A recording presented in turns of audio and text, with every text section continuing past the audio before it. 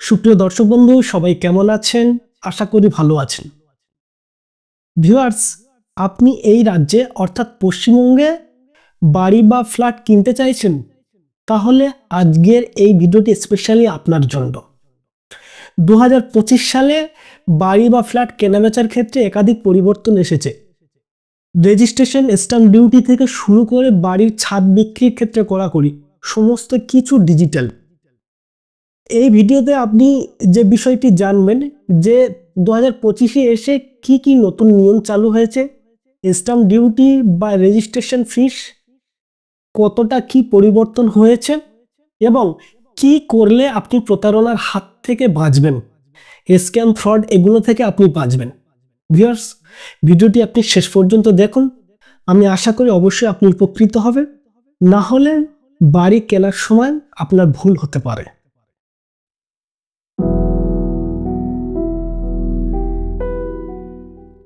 Viewers, প্রথমে যে বিষয়টি হলো সেটি হলো ডিজিটাল রেজিস্ট্রেশন।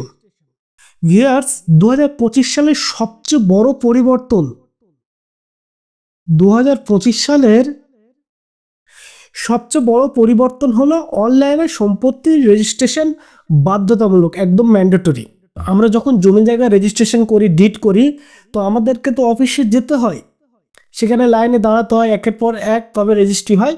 তো এখানে একটি নতুন ডিজিটাল যে বিষয়টি এসেছে, আপনি ডিড রেজিস্ট্রেশনের জন্য, সেটা জমির হোক বাড়ির হোক, আপনি অনলাইনে তা করতে পারবেন।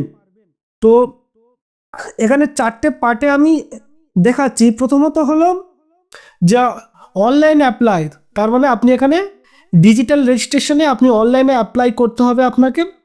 আধার অ্যান্ড প্যান ইজ ম্যান্ডেটরি, অর্থাৎ আধার কার্ড এবং প্যান কার্ড বাধ্যতামূলক। ভিউয়ার্স, এটি বাদ দিয়ে আপনি রেজিস্ট্রেশন করতে পারবেন না, আধার কার্ড আর প্যান কার্ড।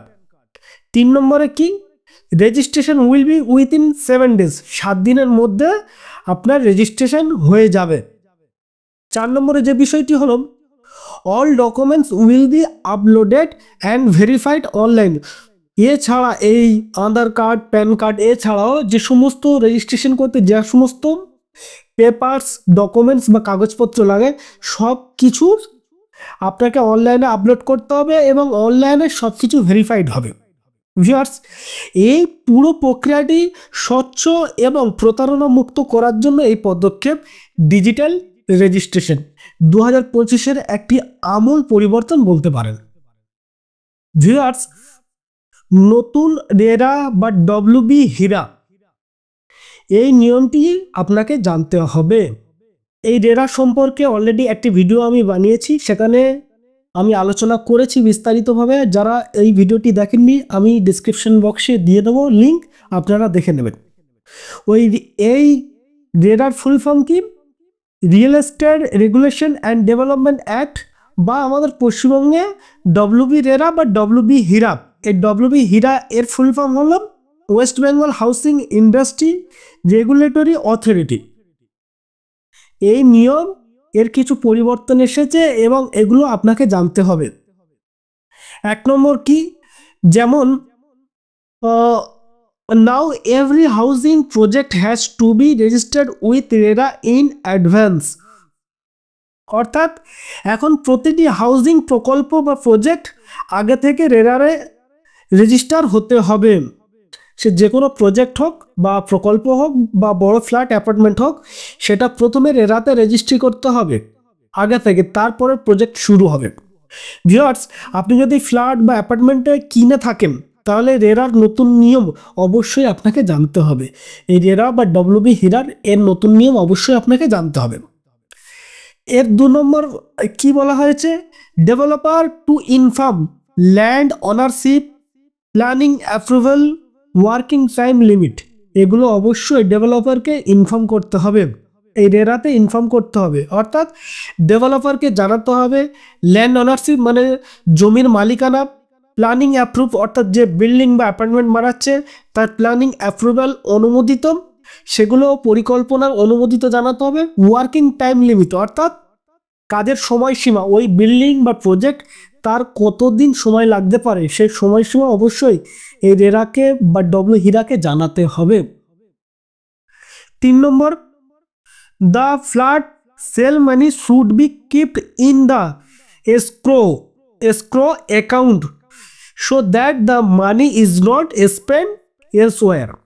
এর অর্থ কি? এর অর্থ হলো ভিউয়ার্স, যে ফ্ল্যাট বিক্রির টাকা এসক্রো অ্যাকাউন্টে রাখতে হবে, অর্থাৎ এটি আলাদা একটি অ্যাকাউন্ট, ডেভেলপারকে সে অ্যাকাউন্ট খুলতে হবে, সেই এসক্রো অ্যাকাউন্টে রাখতে হবে যাতে টাকা অন্য কোথাও খরচ না হয়। ঠিক আছে। 4 নম্বরে কি? 4 নম্বরে buyer complaints will be resolved within the stipulated time. অর্থাৎ ভিউয়ার্স, ক্রেতা অভিযোগের নিষ্পত্তি হবে নির্ধারিত সময়ের মধ্যে, অর্থাৎ কোনো ক্রেতা কোনো প্রজেক্ট বা ডেভেলপারের এগেনস্টে রেরাতে কমপ্লেন করলো, সেটা নির্দিষ্ট টাইমের মধ্যে তাড়াতাড়ি সলভ করতে হবে, অর্থাৎ এই রেরা আপনাকে নিরাপত্তা দেবে। ভিউয়ার্স, সবচেয়ে গুরুত্বপূর্ণ দিক হলো এই stamp duty and registration fees. এই দুটো জিনিস আমাদেরকে জানতে হবে। 2025 থেকে কিছু ছাড় বন্ধ হয়েছে।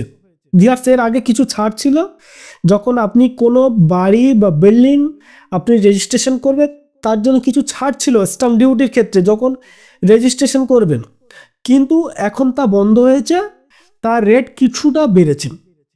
তো এখানে ফর দ্য সিটিস এরিয়া, অর্থাৎ শহর অঞ্চলের জন্য আপ টু 1 CR, অর্থাৎ যদি তার ভ্যালু হয় 1 কোটি টাকা পর্যন্ত, তাহলে স্ট্যাম্প ডিউটির চার্জ দিতে হবে 6%, এবং মোর দ্যান 1 CR, অর্থাৎ 1 কোটি টাকার বেশি হলে ভ্যালুয়েশন, তাহলে তার স্ট্যাম্প ডিউটি দিতে হবে 7% দিতে হবে। সেকেন্ডে কি? ফর ইন রুরাল এরিয়াস, অর্থাৎ গ্রাম অঞ্চলের জন্য আপ টু 1 CR, অর্থাৎ 1 কোটি টাকা পর্যন্ত স্ট্যাম্প ডিউটি দিতে হবে 5%।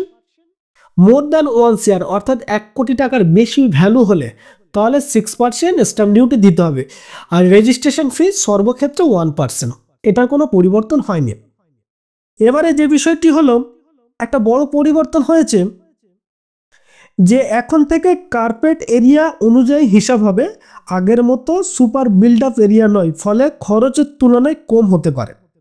ভিউয়ার্স, যারা ফ্ল্যাট কেনাবেচা করেন বা যারা শহর অঞ্চলে বাস করেন, এই দুটি টার্ম শুনেছেন, একটা হচ্ছে কার্পেট এরিয়া আর একটা হচ্ছে সুপার বিল্ড আপ এরিয়া। এই দুটি নিয়ে যদি ডিসকাস করা যায় আবার অনেক সময় যাবে, আমি আবার পরবর্তী একটি ভিডিওতে আলোচনা করব। তো ভিউয়ার্স, এখন এই বাড়ি কেনাবেচার ক্ষেত্রে আর এই সুপার বিল্ড আপ এরিয়া ধরে হিসাব হবে না, এখন কার্পেট এরিয়া ধরে হিসাব হবে। ঠিক আছে। মোটামুটি ভিউয়ার্স, স্ট্যাম্প ডিউটি রেজিস্ট্রেশন ফির একটি বড় পরিবর্তন এসেছে। 4 নম্বরের যে পরিবর্তনটি এসেছে বাড়ি কেনার ক্ষেত্রে বা বিক্রি করার ক্ষেত্রে, ব্যান অন সেলিং রুফস, অর্থাৎ ছাদ বিক্রির ব্যান করা হয়েছে। মনে করুন এই একটি বিল্ডিং, তো এখানে অনেকে ফ্ল্যাট কিনে রেখেছেন, তো অনেকে এই ছাদটি ব্যবহারের জন্য ছাদটি কিনতো, যে এখানে জামা কাপড় শুকাতে দেবে বা কেউ রেস্টুরেন্ট করবে, কেউ পুল করবে, যে যার মতো এই রুফটা কিন্তু ছাদটা, কিন্তু এবার থেকে 2025-এর যে পরিবর্তন হয়েছে এটি ব্যান করা হয়েছে। 2025 সালে এই যে নতুন নিয়ম, ছাদ আলাদা করে আর বিক্রি করা যাবে না, মিউটেশনও হবে না। এটা বিক্রি যদিও কেউ মানে লুকিয়ে করে, চুরি করে, এটার জন্য আর আলাদা করে মিউটেশন করতে পারবে না, মানে এই ছাদ আর বিক্রি করতে পারবে না, বিশেষ করে কমার্শিয়াল ইউজের জন্য। অ্যাকচুয়ালি এই নিয়ম চালু করা হয়েছে নিরাপত্তার জন্য, আগুন বা দুর্ঘটনা এড়াতে ছাদ ব্যবহারের নিষেধাজ্ঞা এসেছে। এরপরে যেটি আমরা দেখব যে কি পরিবর্তন এসেছে 2025-এ, ভিউয়ার্স, ল্যান্ড সেলিং অ্যাক্ট, এই আইনটি, এই সেলিং আইনে, এই আইনটি কিছুটা শিথিল করা হয়েছে। এই ল্যান্ড সেলিং অ্যাক্ট বলতে কি বোঝানো হয়, যে কোনো ব্যক্তি বা পরিবারের কোনো পার্সন বা ফ্যামিলির তাদের নির্দিষ্ট পরিমাণ একটি জমি বা একাধিক জমি থাকতে পারে, একটা লিমিটেড, সেটা 100 একর বা 1000 একর হোক, তো সেই নিয়ে একটি নতুন ভিডিওতে আলোচনা করব পরবর্তীতে। তো তার বেশি রাখতে পারবে না জমি, সেই জমি যদি কারোর থাকে সেটি ভেস্টেড করে দেবে গভর্নমেন্ট। তো এটার কিছুটা শিথিল করা হয়েছে।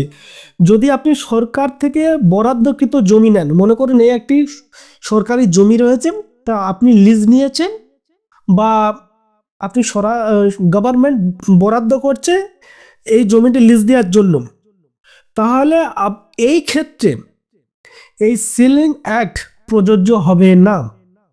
তবে হ্যাঁ, একটাই শর্ত, 3 বছরের মধ্যে জমির প্রকৃত ব্যবহার শুরু করতে হবে। মনে করুন আপনি বিজনেস করবেন, 1 বিঘা একটি জমি গভর্নমেন্টের কাছ থেকে নিয়েছেন, ঠিক আছে, তো কারখানা করবেন, যাই করুন, তো এখন জমিটি আপনার ক্ষেত্রে এই সিলিং অ্যাক্ট প্রযোজ্য হবে না, ঠিক আছে। এই জমি আপনাকে কারখানা হিসাবে রূপান্তরিত করতে হবে, কাজ করতে হবে 3 বছরের মধ্যে, 3 ইয়ার্সের মধ্যে করতে হবে, না হলে এই সিলিং অ্যাক্ট প্রযোজ্য হবে। আর যদি আপনি তা করেন তাহলে সিলিং অ্যাক্ট প্রযোজ্য হবে না, এইটুকু শিথিল করেছে। এর ফলে অনেক বেসরকারি সংস্থা এখন বিনিয়োগ করতে পারছে, তাই ভবিষ্যতে প্লটের দামও বাড়তে পারে। গভর্নমেন্টের যে সমস্ত প্লট রয়েছে লিজ দেয়, সেগুলোর দামও বাড়তে পারে। তো ভিউয়ার্স, পশ্চিমবঙ্গে বাড়ি কিনতে গেলেন 2025 সালের এই নিয়মগুলো আপনার জানতে হবে, যেগুলো আমি এতক্ষণ ধরে আলোচনা করলাম। কি কি আলোচনা করলাম?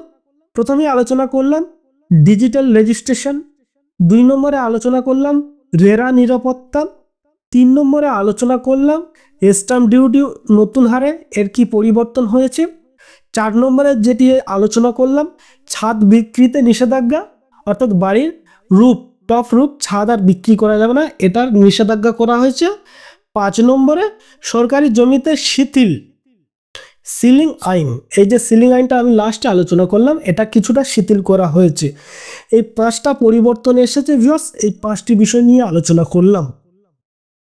ভিউয়ার্স, ভিডিওটি যদি আপনার উপকারে আসে তাহলে একটি লাইক দেবেন, নতুন হলে চ্যানেলটি সাবস্ক্রাইব করতে ভুলবেন না। সবাই ভালো থাকবেন, সুস্থ থাকবেন, ধন্যবাদ।